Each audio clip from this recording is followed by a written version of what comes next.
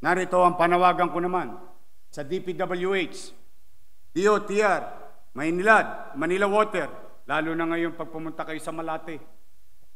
5-5 ang hukay, taon na ang binilang. Meralco, PLDT at iba pa.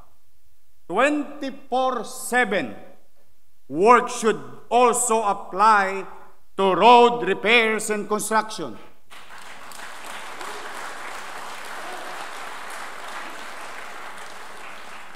Ulitin ko, Engineer Andres, no permit will be given if they are not going to work 24 hours on a shifting mode. Why? Kung do not delay ang proyekto, bakit sa araw lang ninyo sinisimulan? Do not delay pala. Pero pagkagabi walang gumagawa. Pagka Sabado-Linggo'y nakatenga, sino na sakripisyo? Taga-lungsod ng Maynila. Kaya ito'y gentle reminder ko sa lahat that goes to everyone, to the national government, to the private sector. Bumusina naman kayo kung meron kayong gagawing kalsada o lubak-lubak o kanal na bubungkalin. Kawawa ang mga tagalungsod ng Maynila. Pakiusap ko sa DPWH, huwag po ninyo kayong magtatayo.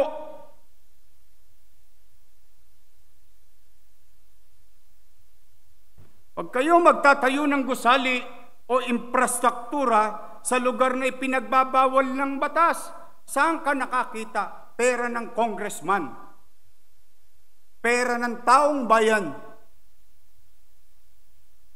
Magpapatayo ng barangay hall sa bangketa.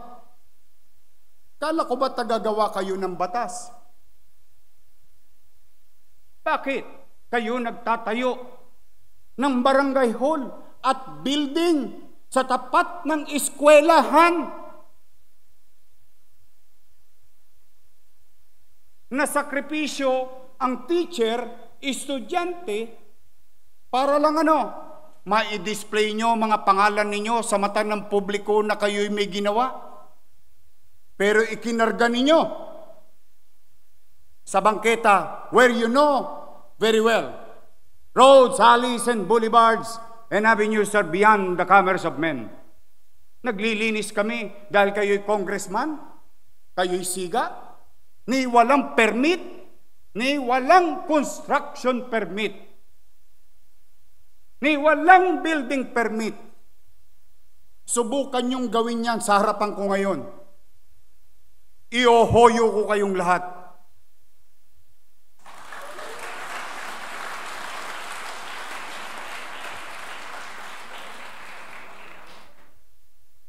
That's what you call technical malversation of public funds.